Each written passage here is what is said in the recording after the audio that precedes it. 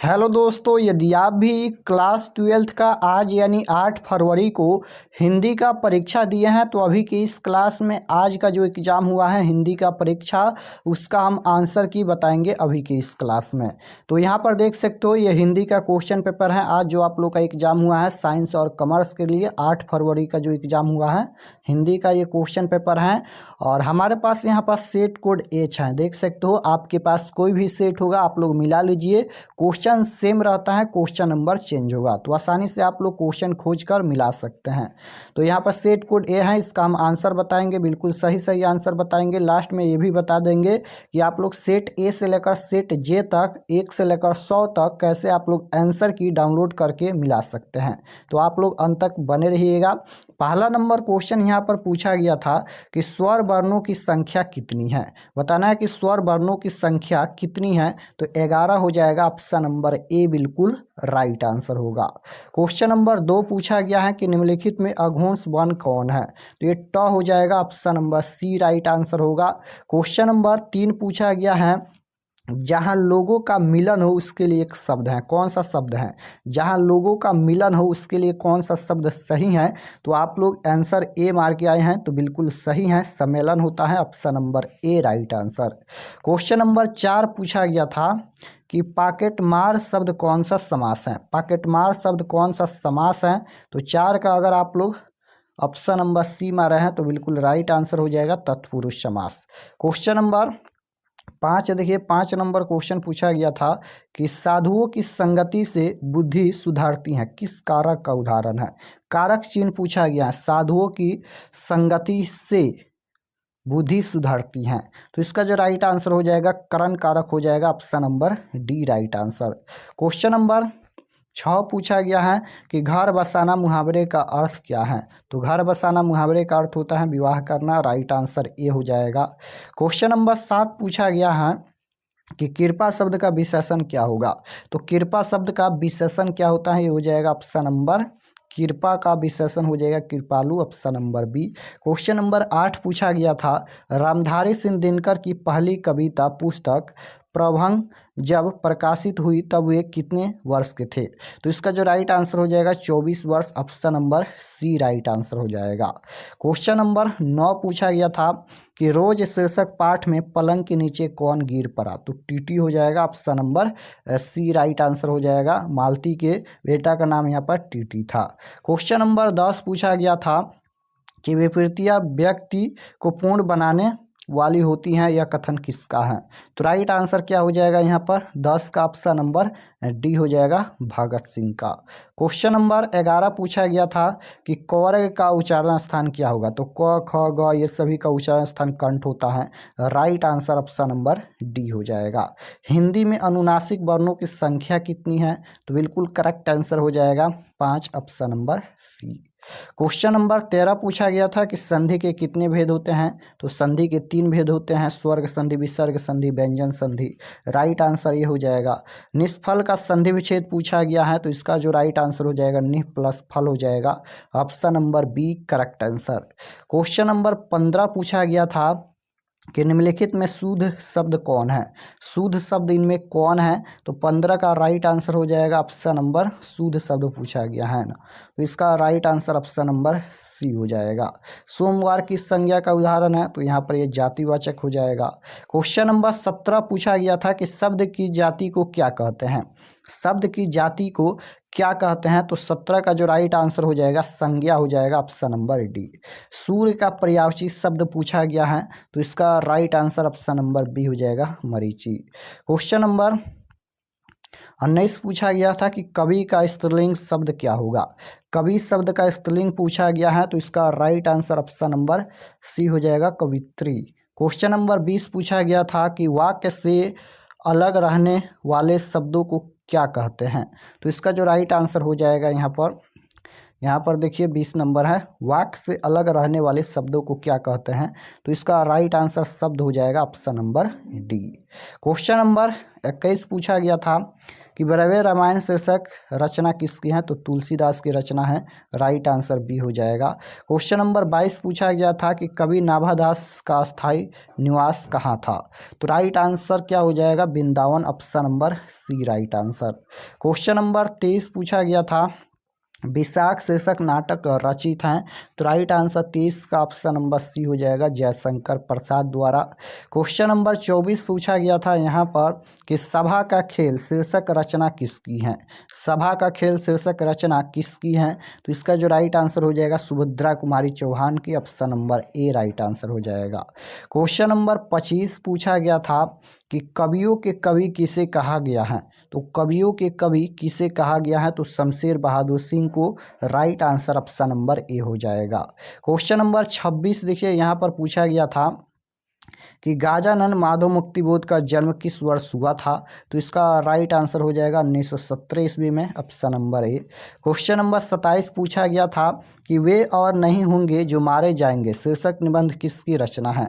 किसकी रचना है? तो इसका जो राइट आंसर हो जाएगा रघुवीर सहाय, ऑप्शन नंबर 27 का क्या हो जाएगा? सी। क्वेश्चन नंबर 28 पूछा गया था कि अधिनायक शीर्षक कविता में हर्षचन्ना कौन है? तो गरीब लड़का, राइट आंसर 28 का क्या हो जाएगा? बी। क्वेश्चन नंबर 29 पूछा गया था कि निम्नलिखित में कौन कवि इंदिरा गांधी कृषि विश्वविद्यालय में एसोसिएट प्रोफेसर थे? तो Vinod Kumar Shukla, right answer option number A हो जाएगा। क्वेश्चन नंबर 30 पूछा गया था कि कवि भूषण को भूषण की उपाधि किस राजा के द्वारा दी गई थी?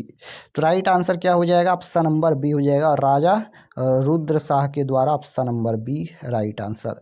क्वेश्चन नंबर 31 पूछा गया था कि कामायनी शीर्षक महाकाव्य का प्रकाशन किस वर्ष किया गया?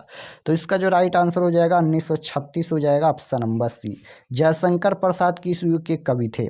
जयशंकर प्रसाद किस युग के कवि थे? तो इसका जो राइट आंसर हो जाएगा छायावाद युग के, ऑप्शन नंबर डी हो जाएगा।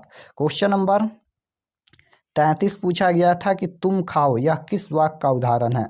तो तुम खाओ यह किस वाक्य का उदाहरण है? तो ये हो जाएगा अज्ञावाचक, ऑप्शन नंबर ए। निम्नलिखित में शुद्ध वाक्य कौन है? शुद्ध वाक्य पूछा गया है, तो ये हो जाएगा पशुओं का झुंड चारों ओर पानी की चाह में घूम रहा था, राइट आंसर ए हो जाएगा। क्वेश्चन नंबर 35 पूछा गया था कि अगिन शब्द का विलोम क्या होगा? तो अगिन शब्द का विलोम यानी उल्टा पूछा गया है ना, तो जल हो जाएगा, राइट आंसर सी। घोड़े बेचकर सोना मुहावरे का क्या अर्थ होता है? तो इसका राइट आंसर हो जाएगा ऑप्शन नंबर डी हो जाएगा, यहाँ पर बेफिक्र होना। क्वेश्चन नंबर 37 पूछा गया था यहाँ पर कि वाक्य के ऊपर भाग, वाक्य के उस भाग को जिसमें एक से अधिक पद प्रश्न संबंध होकर अर्थ तो देते लेकिन पूरा अर्थ नहीं देते, क्या कहलाते हैं? तो राइट आंसर ये हो जाएगा पदबंध।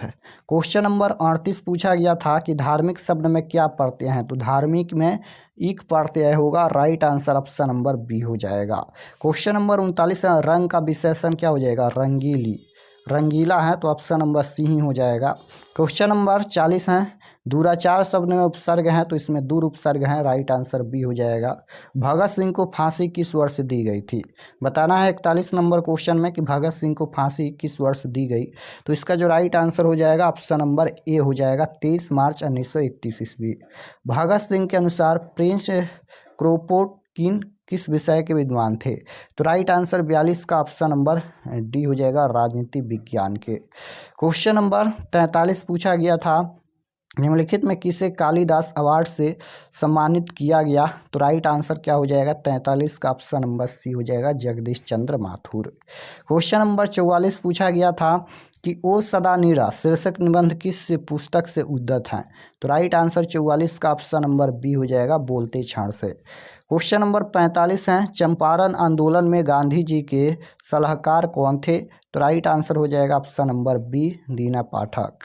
क्वेश्चन नंबर 46 पूछा गया था कि गोरखपुर जिले में गंडक नदी को क्या कहा जाता है? तो राइट आंसर 46 का ऑप्शन नंबर डी हो जाएगा, नारायणी नदी। क्वेश्चन नंबर 47 है 1962 ईस्वी में मोहन राकेश किस पत्र के संपादन रहे? तो right answer option number A हो जाएगा, सरिका। क्वेश्चन नंबर 48 पूछा गया है कि वारिस शीर्षक रचना के लेखक का नाम क्या है? तो राइट आंसर 48 का ऑप्शन नंबर बी हो जाएगा, मोहन राकेश। क्वेश्चन नंबर 49 पूछा गया था, सिपाही की माँ शीर्षक एकांकी में कुंती कौन है? तो राइट आंसर क्या हो जाएगा? बिस्नी की बहन, option number D. Question number 50 पूछा गया था कि परगीत और समाज शीर्षक पाठ हिंदी साहित्य की कौन सी विधा है? तो राइट आंसर 50 का डी हो जाएगा, निबंध। क्वेश्चन नंबर 51 है, मलिक मोहम्मद जायसी का जन्म कहाँ हुआ था? तो मलिक मोहम्मद जायसी का जन्म कहाँ हुआ था? तो जायस हो जाएगा, option number B right answer हो जाएगा। चलिए हम आपको बताते हैं कि आप लोग सेट ए से लेकर सेट जे तक 1 से लेकर 100 तक आंसर की कैसे जल्द ही मिला सकते हैं। हम आपको दिखाएंगे अभी डाउनलोड करके आपके सामने 1 से लेकर 100 तक आंसर की। तो चलिए, तो सभी सेट का आंसर की देखने के लिए गूगल पर चले आना है और आपको सर्च करना है आर्क एक्सपर्ट क्लासेस। यहाँ पर देख सकते हो, आपको गूगल या क्रोम में आना है और सर्च करना है आर्क एक्सपर्ट क्लासेस। जैसे ही सर्च करेंगे तो आपके सामने इस प्रकार से पहला पेज आएगा। यहाँ पर देख सकते हो, इसी तरह से पहला पेज आएगा, इस पर आपको क्लिक करना है। तो जैसे ही इस पर क्लिक करेंगे, क्लिक करने के बाद ये ओपन हो जाएगा। इसको एक बार रिफ्रेश कर दीजिएगा। रिफ्रेश करने के बाद आपको नीचे आना है आंसर की के सेक्शन में। तो यहाँ पर देख सकते हो, ये आंसर की का सेक्शन है और यहाँ पर मिल जाएगा 8 फरवरी 12th IAC आईकम हिंदी ओरिजिनल पेपर आंसर की।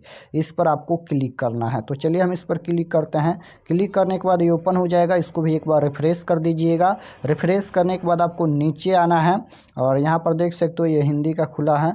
यहाँ पर सब्जेक्ट आप लोग देख लीजिए, हिंदी का है। और जैसे ही नीचे आएंगे तो यहाँ पर देख सकते हो सेट एच का ये अपडेट कर दिया गया है। यहाँ पर देख सकते हो सेट एच है। आप लोग क्वेश्चन भी मिला लीजिएगा। पहला क्वेश्चन ये है और इसका 1 से लेकर 100 तक यहाँ पर देख सकते हो आपके सामने यहाँ पर अपडेट कर दिया गया है। जैसे हम बताए थे, 1 का ये होगा, 2 का भी, 3 का। इस तरह से आप लोग 1 से लेकर 100 तक यहाँ पर आंसर आसानी से मिला सकते हैं। अगर आपके पास कोई और दूसरा सेट है तो नीचे आना है और यहाँ पर नीचे आने के बाद देख सकते हो सभी सेट का यहाँ पर लिंक दिया गया है। इस पर क्लिक करके आप लोग सभी सेट का आंसर की देख सकते हैं।